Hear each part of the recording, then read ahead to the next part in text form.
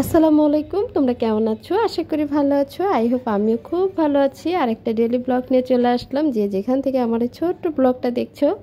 তো চলো কিছুটা পথ আমার সাথে দেখতে দেখতে ভালো লেগে যাবে। আর আজকে মার্কেট থেকে ঘর সাজানোর জন্য কি কি নিয়ে আসছি সেটা তোমাদের সাথে একটু শেয়ার করব। তো চলো সকালবেলা এই যে দেখো আলু ভাজি দিয়ে রুটি দিয়ে নাস্তাটা করে নেব। আর তোমরা কিন্তু অবশ্যই এই যে দেখো টমেটো দিয়ে কিন্তু আলু ভাজি করে নেবে, খুব টেস্ট। এই যে আলু ভাজিটা আগে করে নিয়েছি, আর এখান দিয়ে রুটি কয়টাও ভেজে নিচ্ছিলাম। তারপরে চলে যাব মার্কেটে, সেটা তোমাদের সাথে শেয়ার করব। সারাটা মার্কেট জুড়েই আমি আছি, একটু একটু করে তোমাদেরকে দেখানোর চেষ্টা করব। দেখো এই যে, তো রুটিগুলো কিন্তু খুব সুন্দর করে ভেজে নিচ্ছি, কারণ আমাদের তো এখন রোজা শেষ হয়ে গেছে। এখন তো আমাদের বাসায় তো রুটি কন্টিনিউ থাকবে, আর এটা তো সবার বাসায়, এটা তো সবাই জানে।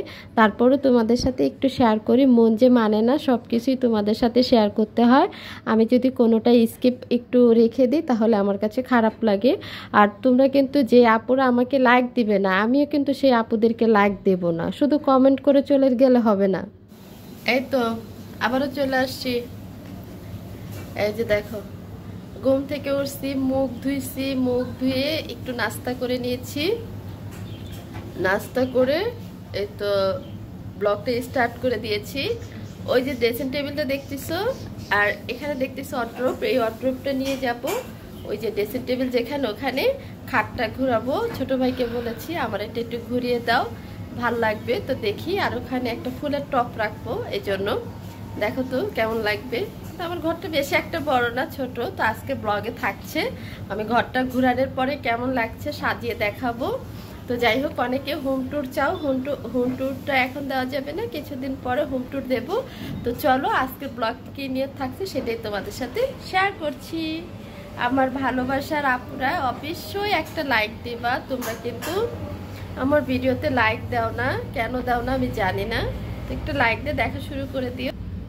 আর এই তো মার পান সুপারি চলে আসছে সকালবেলায়। আমি চিন্তা করলাম যে মা কি কি বাজার আনে সেটা দেখে তারপরে মার্কেটে যাই। তার জন্য মার বাজারটা দেখে যাচ্ছিলাম। মা মূলত গিয়েছিলেন পান সুপারি আনার জন্য। আজকে দুদিন ধরে মার পান সুপারি ছিলেন না, তার জন্য মা খুব চিল্লাচিল্লি করতেছিলেন। তো ভাবলাম যে না, মার পান সুপারি আনুক, দেখে তারপরে যাই। এই যে আমার মার কাঁচা সুপারি ছাড়া পান খান না সে। আর এটা মানে একদম ছোটোবেলার থেকেই খায় তারা, এটা তাদের অভ্যাস হয়ে গেছে। আর এই যে মা সাথে আর কি কি বাজার করলেন সেটা দেখাচ্ছি। আর এই যে ডাটা দেখো, এই ডাটাগুলো কিন্তু ভীষণ মজা, একদম নরম। আর এই যে তোমাদের সাথে একটু দেখাচ্ছি খলসা মাছ। আমার মা কিন্তু এই মাছগুলো পছন্দ করে। কয়েকটা মরা মাছ ধরে নিয়ে আসছে, অনেকগুলাই, কয়েকটা কোথায়, অনেকগুলাই মরা মাছ নিয়ে আসছে। এর ভিতরে আবার মরা মরা কই মাছও আছে। তো আম্মা এই মাছগুলো অনেক পছন্দ করে, এই জন্য নিয়ে আসছে। আর এদিক দিয়ে আনছে শুটকি। তো ভাবলাম যে তোমাদের যদি এখন মার্কেটে চলে যাই তাহলে তো মিস্টেক করে ফেলবো, আর দেখাতে পারবো না, তার জন্য ওয়েট করতেছিলাম মার জন্য।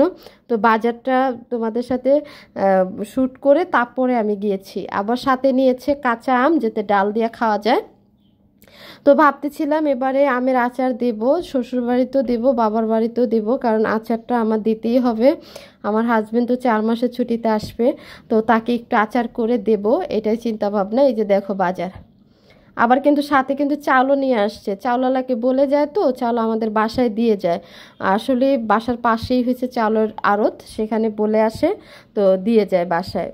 কোনো সময় ভাইরাও নিয়ে আসে, কোনো সময় মা ফোন করে বলে দেয়, তো দিয়ে যায় বাসায়। আর এই যে দেখো চাল তোমাদেরকে দেখাচ্ছে, এই যে, আরে চালের বস্তা দিয়ে গেছে, ওই দোকানদারের লোক পাঠিয়ে দিয়েছে বাসায়, সে মাথায় করে এই উপরে দিয়ে যায়। এই যে আমরা এই সাহারা মিনিকেটটাই পছন্দ করি, সাহারা মিনিকেটটা খেতে খুব ভালোবাসি। তো যাই হোক, তো চলো আমি কিন্তু এখন মার্কেটেই চলে যাচ্ছি। এই যে দেখো ফার্স্ট চলে আসলাম ফুলের দোকানে। আর তোমাদের ভাইয়ার জন্য একটু কেনাকাটা করব, কি কেনাকাটা করি সেটা কিন্তু এই ভিডিওতে থাকছে। তোমরা কিন্তু অবশ্যই একটু ট্রাই করবে ফুল দেখার জন্য। আর এই যে দেখো মার্কেটটা ঘুরে ঘুরে দেখছিলাম, কারণ অনেক ফুল আর ফুল।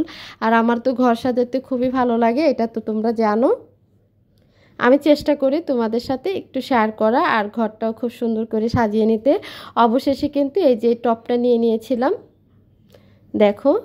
আর এখানকার ফুলগুলো কিন্তু খুবই ভালো লাগতেছিল। প্রথম দোকানেরটা ভালো লাগেনি, এই দোকানের ফুলগুলো কিন্তু ভালো ছিল। আর আমি একটা ঘড়ি নেব, এই যে ঘড়িটা কিন্তু প্রচণ্ড দাম চাচ্ছিলেন, এই জন্য আর আমি নিতে পারিনি। এই ভাইয়ারা বলতেছিলেন যে আপু আপনি নিতে পারেন, আর এই দোকান থেকে আমি অনেক কেনাকাটা করি। ভাইয়ারা বলছিলেন আপনি কি চ্যানেলে আমি দেখি, অনেক ভালো লাগে আপু আপনি যে আমাদের ভিডিওগুলা আপলোড করেন, তো ভালো লাগে। এই যে দেখো দোকানটা কিন্তু খুবই সুন্দর লাগছিল। তো যাই হোক অবশেষে বাসায় চলে আসলাম। এই যে কিচ্ছু কেনাকাটা করিনি, এরকম কয়েকটা ফুলদানি কিনেছিলাম আর তোমাদের ভাইয়ার জন্য দুইটা লুঙ্গি কিনেছি। আসলে মূলত গিয়েছি দুইটা লুঙ্গির জন্যই, কারণ তোমাদের ভাইয়া কয়েকদিন পরে চলে আসবে, তো ভাবলাম যে বাসায় পুরানো লুঙ্গি আছে এগুলো পরতে হবে না, এগুলো বাদ।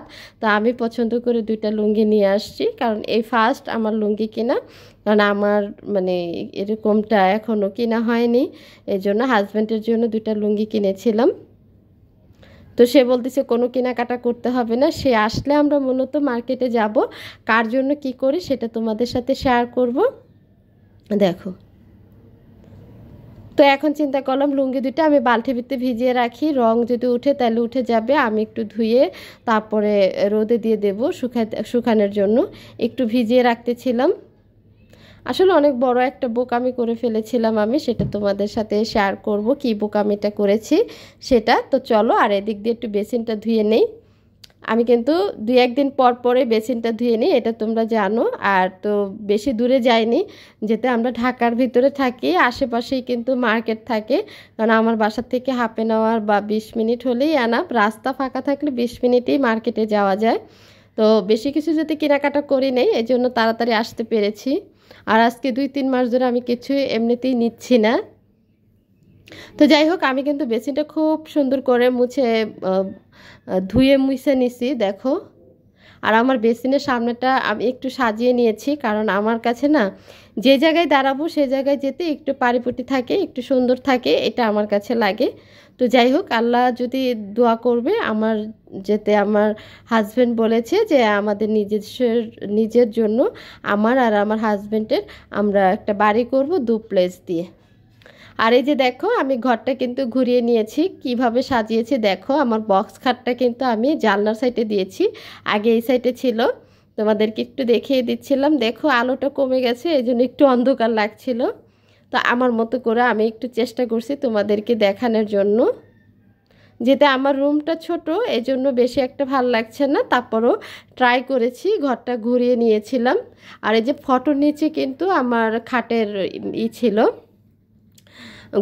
ঘুরানো ছিল, তো আমি ভাবলাম যে এইভাবে একটু দেই হয়তো বা ভালো লাগবে। আর এই যে ড্রেসিং টেবিলটা এই সাইডে নিয়ে আসছি, ঘরটা একদম ছোট। আর এই যে যেদিক দিয়ে বারান্দাতে যাব এখানে ওয়ার্ড্রোব দিয়েছি যাতে একটু বসা যায়, এই জন্য চেষ্টা করেছি যাতে একটু ভালোভাবে যেতে দেখা যায়, একটু সুন্দর লাগে, এই জন্য যাতে একটু আলো বাতাস আসে ঘরে। আর এই যে টপটা কিন্তু এখানে বসিয়েছি, তো দেখিয়ে দিলাম।